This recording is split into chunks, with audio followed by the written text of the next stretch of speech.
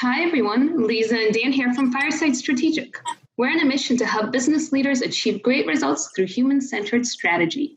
In the Fireside Chat series, we're showcasing how leaders unite strategic and human thinking and leadership and are transcending the challenges of COVID-19.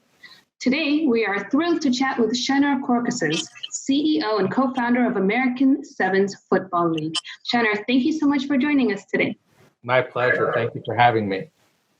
Would you mind telling us a little bit about the league? What is it? Sure. So American Sevens Football League, A7FL, is 7-on-7, no pads, no helmets, tackle football.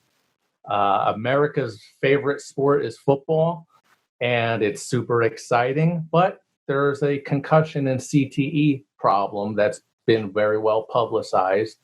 So what we did is we invented a new format of football where it's 7-on-7. We removed the hard shell pads.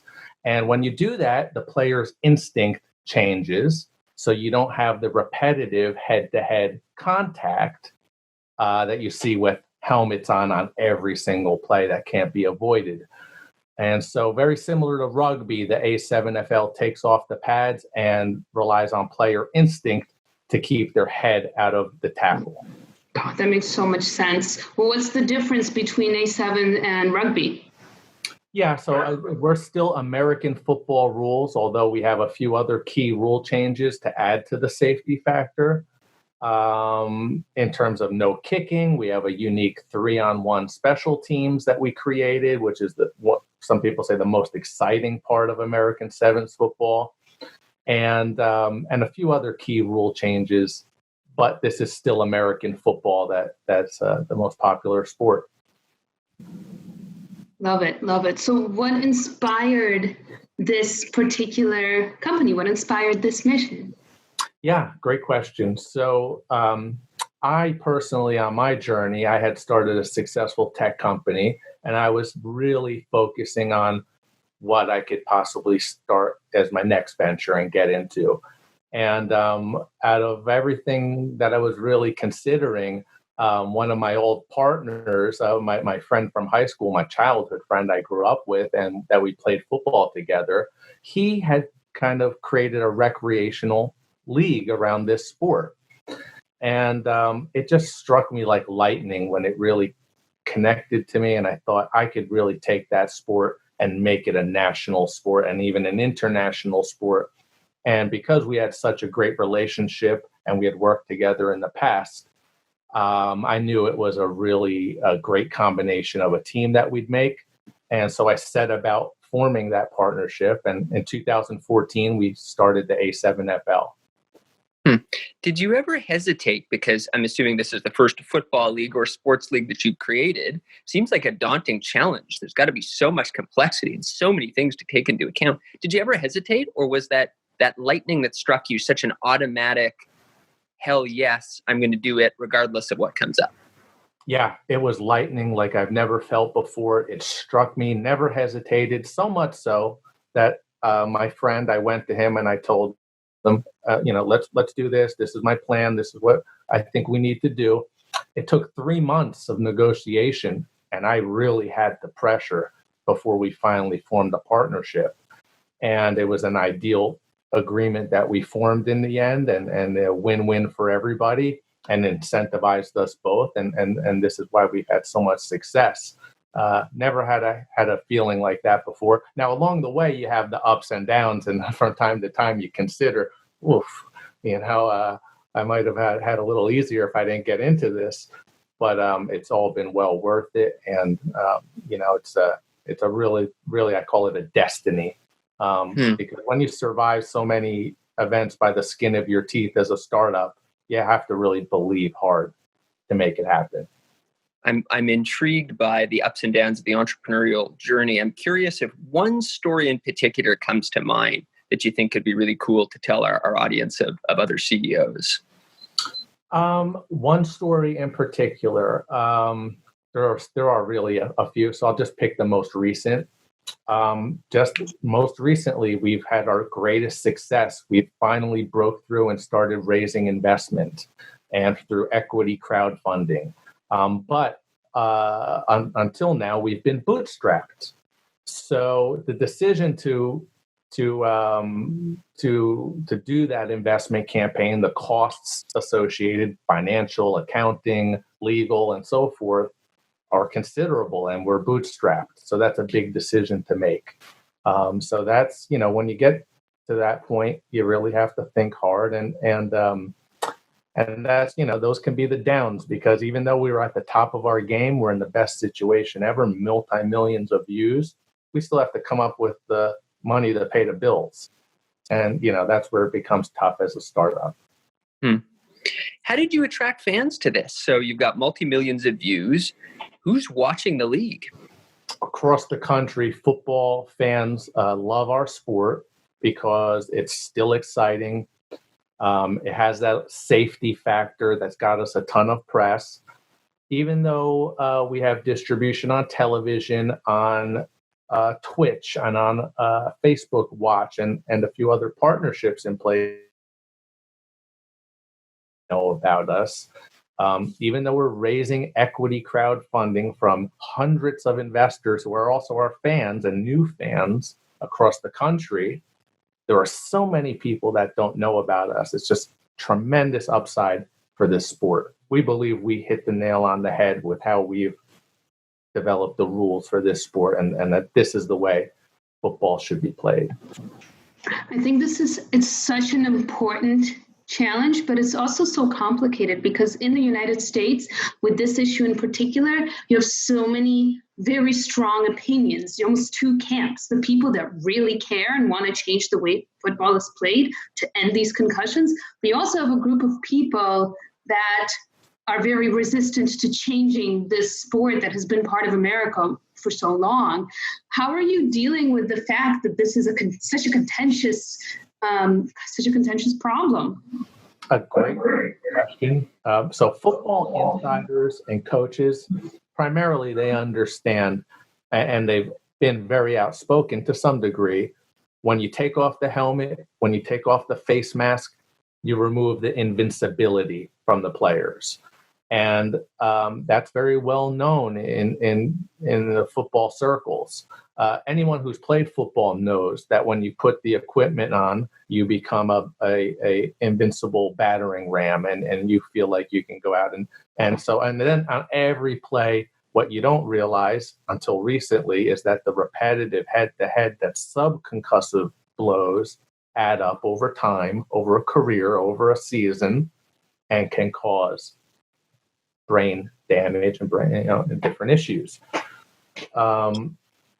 So how do we deal with the different camps? I think, you can't please everybody in the end. We have our mission. We've had overwhelming, almost 99%. It's a tremendous, overwhelming support for our format and what we're doing.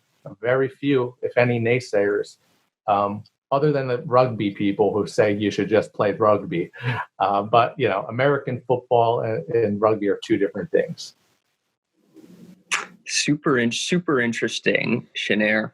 I'm curious, if you were to think about to switch gears for a second, curious to learn about you as a leader. So you've got an organization, you've also got a whole bunch of teams.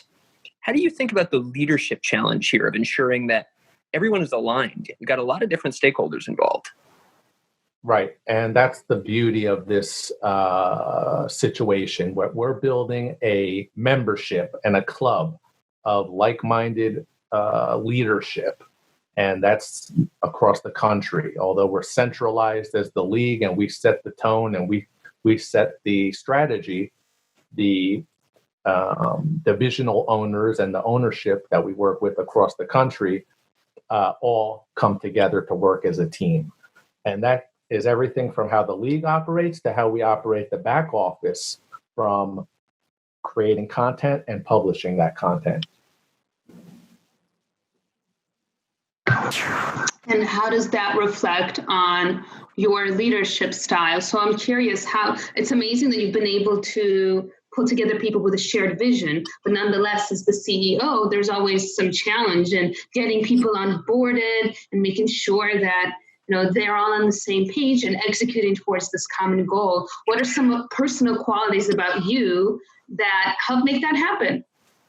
Oh, I appreciate that. Well, it is a learning experience. All throughout this, it's been a learning experience. And it's a great question. I think part of it is having that strategy and that central focus. It's very simple for us. We started in the Northeast, but we anticipate and expand across the country and become a national league. Eventually, we play for a national championship. And that's all football is about, competition. And the better the competition, the better the players want that, the fans want it. Everybody, it's a win-win for everybody. The more competition across the country, the better the competition. It's a simple goal and makes everyone happy. A lot of people in this moment, Sener, are missing sports, missing competition. I know as a sports fan, I am. Assuming that you've been unable to keep playing in this unfortunate time, how have you been able to respond to COVID? How have you transcended this immense challenge? Thanks. Great question. So one of the things we've done, we postponed our season. We're also focusing on new programming, which we're featuring our amazing games throughout our history. And that's on television with our 11 Sport partnership. It's on For the Fans Network, and we're distributing that on Twitch as well as Facebook. So we're keeping the fans, happy. We're trying to give them what content that we can. We're adding new interviews and new host discussion to these games to make them interesting. At the same time, we're monitoring what's going on in terms of safety and when we can return to play. And we're working on a major PR campaign to help the collective consciousness in terms of remembering this COVID-19 pandemic and how we'll do that into the future in terms of how it's affected sports. We'll be announcing that soon, and we're happy to be leading the charge on that campaign. That's so interesting. I don't know if you're allowed to disclose, but I'm very curious about how you're using PR to help the collective consciousness. That's such a big word, to help us move forward. It really is. And if you think about it, we just said everybody's dying for sports. It's never been like this, very unusual, 100 years or more. And so it's definitely affected the entire society, American society, the world society. And because of that, and especially how it's affected sports in particular, that we're, we've really come up with an awesome idea with our advisor, Ken Lehner, to add a message to our league that will not be forgotten from now into the future, so that we can remember COVID-19 and not forget in case of future instances. I love it. You're bringing such a sense of vulnerability to it and openness. So yeah. Speaking of the future, hopefully COVID will pass in the near future. What's your big grand vision? What's the big goal for the future? Awesome. So A7FL right now is in the best position we've ever been. We have the most fans we've ever had. We have the best distribution we've ever had. And the level of interest in ownership and teams across the country in the A7FL. And mind you, there's a strategy to how we expand. We're not establishing NFL teams at this moment where they're traveling every week across the country. Budget-wise, that's not our strategy. But what we are establishing is divisions of 8 teams in sections across the country. Every city on the map is open for business for the A7FL, and we can set up 8 teams in our divisions. And because of that, we'll have hundreds of teams across the country and hundreds of groups of ownerships at some point across the A7FL in terms of teams, captains, divisional owners, and all playing for a national championship. What a powerful vision to compete in the arena of sports when there's so many others out there and to do.